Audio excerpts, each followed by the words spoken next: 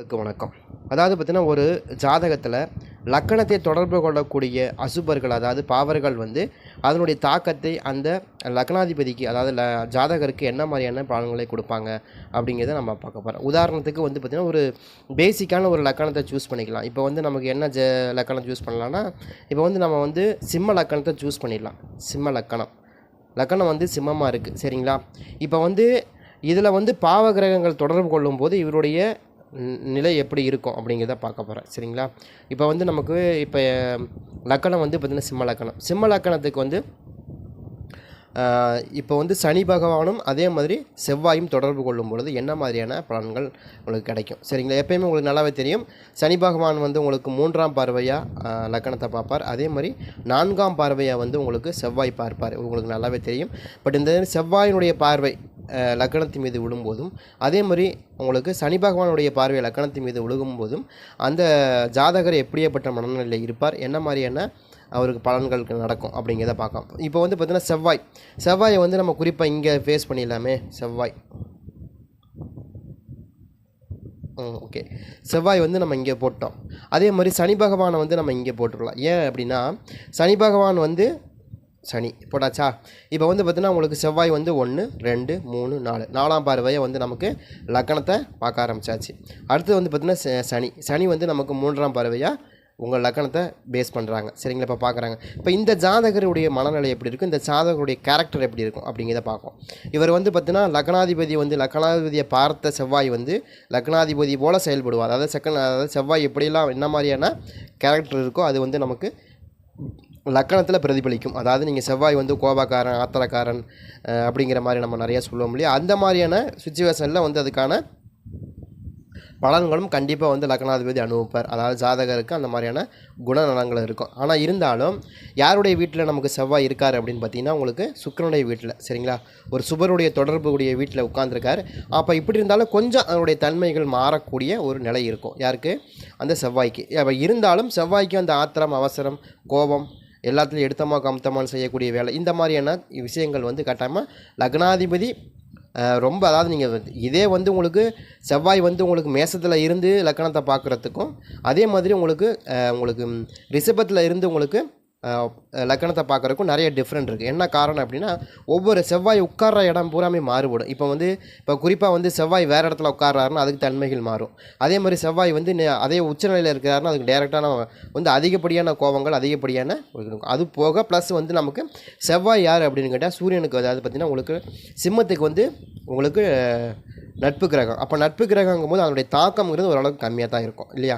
அப்போ செவ்வாயுடைய தாக்கம் எப்படி இருக்கும் அப்படின்னு கேட்டிங்கன்னா, லக்கணாதிபதி நமக்கு எப்படி வருவார் அப்படின்னு கேட்டிங்கன்னா, லக்கணத்தை பார்க்கக்கூடிய கிரகங்களும் நமக்கு அதனுடைய தாக்கத்தை உண்டு பண்ணும், சரிங்களா? அடுத்து ஒன்று, இப்போ நமக்கு செவ்வாய் 4ஆம் பார்வையை பார்க்குது. இப்போ இதுக்கான பலன்கள் என்ன அப்படின்னு கேட்டிங்கன்னா, செவ்வாய் எங்கே இருக்கிறாரு அப்படின்னு பார்த்தா 9ஆம் இடத்துல இருக்கார். 9ஆம் இடம் யார்? உங்களுக்கு பாக்கியஸ்தானம், பூர்வ புண்ணியஸ்தானம் இல்லையா? அப்போ அந்த பூர்வ புண்ணியஸ்தானம்னா தகப்பனார்னு பார்த்தீங்கன்னா உங்களுக்கு தந்தை வழி உறவுகள் மீது அதிகமான நட்பு, அதிகமான தொடர்பு இருக்கக்கூடிய நபராக இருப்பாங்க, சரிங்களா? தந்தை வழியில் சொத்துக்கள் நிறைய அவங்களுக்கு சேர்ந்துருக்கிறதுக்கான வாய்ப்பு. செவ்வாய் டைரெக்டாக நமக்கு லக்கணத்தை பார்த்துட்டார், 9ஆம் இடத்துல இருக்கக்கூடிய செவ்வாய். அப்போ நமக்கு என்ன பண்ணணும், அந்த காரகத்தையும் பாவகத்தையும் ஒன்றா இணைக்கும் போது நமக்கு பலன்கள் கண்டிப்பாக கிடைக்கும் இல்லையா? இப்போ நமக்கு செவ்வாய் சொத்துக்கு, அதாவது அதிகமான சொத்துக்கு சொந்தக்காரர் அப்படின்னு நம்ம எடுத்துக்கலாம். நிலபுலங்களுக்கு சொந்தக்காரன் இடத்துல, அதுவும் எங்கே இருக்கார்? சுக்கிரனுடைய வீட்டில் இருக்கார். அப்போ சுக்கிரனுடைய வீட்டில் இருக்கும்போது நமக்கு என்ன தோணுது அப்படின்னா தெரியுதுன்னா, நமக்கு சுக்கிரன் ஏற்கனவே செல்வத்துக்கான ஒரு அதிபதி இல்லையா? அப்போ நமக்கு அங்கே செவ்வாய் இருக்கும்போது நமக்கு என்ன ஆகும் அப்படின்னா, அப்போ ஏற்கனவே ஆல்ரெடி நமக்கு தகப்பன் வழியில் சொத்துக்கள் நமக்கு நிறையா இருக்குது அப்படிங்கிறத நம்ம எடுத்துக்கணும், சரிங்களா? தகப்பன் வழியில் சொத்துக்கள் இருக்கிறதுக்கும் நிறைய வாய்ப்புகள் இருக்குது. டைரெக்டாக லக்னாதிபதியை பார்க்கும்போது அதனுடைய, அதாவது தந்தை வழியினுடைய உறவுகளில் சொத்துக்களுடைய அந்த ஆதரவு கட்டாயமாக லக்னாதிபதிக்கு கிடைக்கும் அப்படிங்கிற அந்த மோட்டிவ் நமக்கு தெரிஞ்சிருது, சரியா? அடுத்து நமக்கு சனி பகவான் பார்த்திங்கன்னா உங்களுக்கு சிம்மத்துக்கு என்ன பண்ணுவார் அப்படின்னு கேட்டிங்கன்னா, சனி பகவான் எங்கே இருக்கிறார் அப்படின்னா அதையும் நம்ம கவனமாக பார்க்கணும், புரியுதுங்களா? இப்போ நம்ம கவனமாக பார்க்கணும். சனி பகவான் எங்கே இருக்கார்?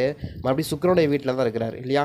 இப்போ சுக்கிரனுடைய வீட்டில் இருக்கும்போது என்ன பண்ணுவாங்க அப்படின்னா, இவர் பார்த்திங்கன்னா தந்தை வழியில் இருக்கக்கூடிய தொழில்களை பார்க்கறதுக்கான வாய்ப்புகள் கண்டிப்பாக கிடைக்கும். இப்போ தந்தை வழி நமக்கு தந்தை வழியில் இருக்கக்கூடிய இது அதாவது உங்களுக்கு தொழில் சம்மந்தமான விஷயங்களை அவர் பார்க்குறக்கான வாய்ப்புகள் அதிகமாக இருக்கும். அதாவது தந்தையினுடைய தொழிலை வந்து பையன் பார்க்குற மாதிரியான வாய்ப்புகள் கண்டிப்பாக இருக்கும். ஆனால் இருந்தாலும் இப்போ லக்னாதிபதி வந்து லக்னாதிபதியை வந்து யார் பார்க்குறாங்க அப்படின்னா சனி பகவான் பார்க்குறாங்க. அப்போ நம்ம கொஞ்சம் சோம்பேறித்தனம், கொஞ்சம் வந்து அந்த லேசினஸ்ஸு, சில விஷயங்களை கொஞ்சம் தவிர்த்து போட்டு இப்போ செய்கிறது அப்புறம் செய்கிறேன் அதுக்கப்புறம் செய்கிறேன் அப்படிங்கிற அந்த சின்ன மாதிரியான ஒரு விஷயங்கள் வந்து உங்களுக்கு இருக்கும். அதாவது லக்னாதிபதிக்கு கொஞ்சம் சோம்பேறித்தனம் இருக்கிறதுக்கான வாய்ப்புகள் இருக்கும். ஏன்னா உங்களுக்கு சோம்பேறித்தனம் இருக்கும், ஆனால் ரொம்ப சோம்பேறித்தனமாக இருக்கும்னா ஓரளவுக்கு. ஏன்னா இப்போ வந்து யாருடைய வீட்டில் இருக்கிறாங்க அப்படின்னு பார்த்தீங்கன்னா சனி பகவான் வந்து பார்த்திங்கன்னா சுக்கிரனுடைய வீட்டில் இருக்காங்க, சரிங்களா.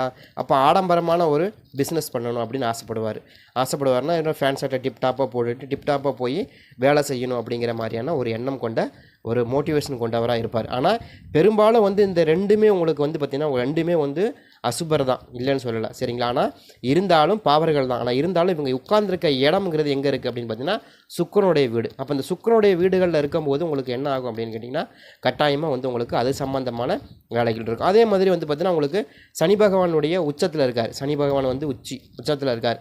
சனி பகவான் வந்து நமக்கு பலத்தில் இருக்கார், நல்ல பலமாக இருக்கார். அவருடைய சொந்த வீட்டில் இருக்கிறதுக்கான சமமான ஒரு நிலையில் இருக்கிறார், உச்சத்தில் இருக்கிறார். அப்போ சனி பகவான் வந்து சுத்தம் இருக்கும்போது இவர் அரசியல் சார்ந்த தொடர்புகளில் கொஞ்சம் நல்ல வாய்ப்பு இருக்கும். அதாவது மக்கள் தொடர்புகளில் இவருக்கான வாய்ப்புகள் அதிகரிக்கும். ஏன்னா சனி பகவான் வந்து நல்லா பலத்தில் இருக்கார், உச்ச பலத்தில் இருக்கிறார், சரிங்களா. அப்போ வந்து உச்சமாகக்கூடிய இடத்துல சனி பகவான் இருக்கும்போது அப்போ லக்னாதிபதிக்கு கிடைக்கக்கூடிய தொடர்புகள் வந்து மக்கள் தொடர்பு மிகப்பெரிய ஒரு என்ன சொல்கிறது, ஒரு 200 பேரை வச்சு வேலை வாங்குறது, 300 பேரை வச்சு வேலை வாங்குறது, இந்த மாதிரியான அமைப்பில் இந்த ஜாதகர் இருக்கிறதுக்கான அதிகமான வாய்ப்புகள் இருக்கும் அப்படிங்கிறத நம்ம எடுத்துக்கலாம். அப்போ ஒவ்வொரு இடம் எந்த சனி பகவான் பாவர் தான், ஆனால் அவங்க எந்த இடத்துல உட்கார்ந்துருக்காங்க அப்படிங்கிறத நம்ம பொறுத்து தான் நம்ம அந்த பலனை எடுக்க முடியும். அப்போ வந்து நமக்கு இப்போ வந்து 9ஆம் இடத்துல உட்காந்துருக்காரு அப்படின்னு கேட்குறீங்க. அப்போ வந்து இப்போ இங்கே வந்து இவர் வந்து சனி பகவான் வந்து 3ஆம் இடத்துல இருக்கார். 3ஆம் இடத்துல என்ன அப்படின்னா கம்யூனிகேஷன் அப்படின்னு எடுத்துக்கலாம் இல்லையா, தகவல் தொடர்பு. அப்போ மனிதனுடைய அதாவது அதிகமான தகவல் தொடர்புக்கு மூலியமாக அவர் லாபத்தை ஈட்டக்கூடியவராக இருப்பார்.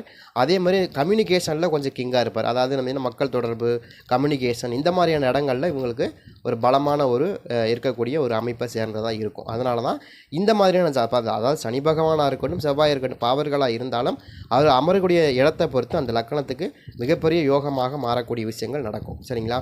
இப்போ வந்து நமக்கு 3ஆம் இடத்துல வந்து சுக்கிரனுடைய வீடு, இப்போ 3ஆம் இடம் சுக்கிரனுடைய வீடாக வர்றதுனால இவங்களுக்கு இந்த கம்யூனிகேஷன், அதே மாதிரி வந்து அவங்களுக்கு சகோதர வழியில் உள்ள நட்பு இதெல்லாம் வந்து அதிகமாக இருக்கும். அப்போ வந்து இந்த லக்னாதிபதிக்கு வந்து சகோதர வழியிலும் நிறைய நட்பு கிடைக்கும், அதே மாதிரி தந்தையினுடைய வழியிலும் நிறைய நட்பு கிடைக்கும், சரிங்களா. அதனுடைய சப்போர்ட்ஸ் கிடைக்கும். அப்படிங்கிற மாதிரி தான் இந்த ஜாதகத்தை நம்ம எடுத்துக்க வேண்டியதாக இருக்குது, சரிங்களா. இந்த மாதிரி வந்து ஒவ்வொரு லக்கணம் எங்கெங்கே உட்காருதோ அதுக்கு தகுந்த மாதிரி மாறும். இதே வந்து வேறு மாதிரி வந்து இல்லை நீங்கள் வந்து குரு பகவான் எங்கே இருந்தோ வந்து நமக்கு பார்க்குறாரு, செவ்வாயை பார்க்குறாரு, சனியை பார்க்குறாருன்னா அதுக்கு தகுந்த மாதிரியான மாற்றங்கள் நடக்கும், சரிங்களா. இதுதான் வந்து ஒரு யோகா ஜாதகம். இது எப்படி ஒரு சனியாக இருந்தாலும் சரி, அதே மாதிரி செவ்வாயாக இருந்தாலும் சரி, பாவர்களுக்கு வந்து நமக்கு நல்லது செய்கிறதுக்கான வாய்ப்புகளும் இந்த ஜாதகத்து அமைப்பில் இருக்கும். இதை நீங்கள் தெரிஞ்சு பலன்னு சொல்லணும். இதை வந்து நீங்கள் சனி பகவான் இருக்கிற லக்கணத்தை பார்த்துட்டார், அது வந்து சனி பகவான் வந்து கெடுத்துரும் அப்படின்னு நீங்கள் நினைக்கக்கூடாது. அவங்க உட்கார்ந்துருக்கிற இடத்த பொறுத்து அது மாறும், சரிங்களா. இப்போ குரு பகவானே ஒரு நல்ல இடத்துல உட்காந்து நல்ல வேலையை செய்வார், கெட்ட இடத்துல உட்காந்தாலும் நல்ல வேலையை செய்யமான்னு சொல்ல அவருடைய வேலையை கம்மி பண்ணிடுவார், அவ்வளோதான். நம்ம ரொம்ப அதிகமாக செய்கிறத விட கம்மியாக செய்வார், அவ்வளோதான். அந்த மாதிரி தான் நம்ம எடுத்துக்கணும், சரிங்களா. இப்போ வந்து இப்போ செவ்வாய் வந்து டைரெக்டாக வந்து லக்கணத்தை பார்க்குது அப்படிங்கிறதுனால நம்ம என்ன சொல்கிறோம் அப்படின்னா இவர் கொஞ்சம் கோபக்காரனாக இருப்பார்.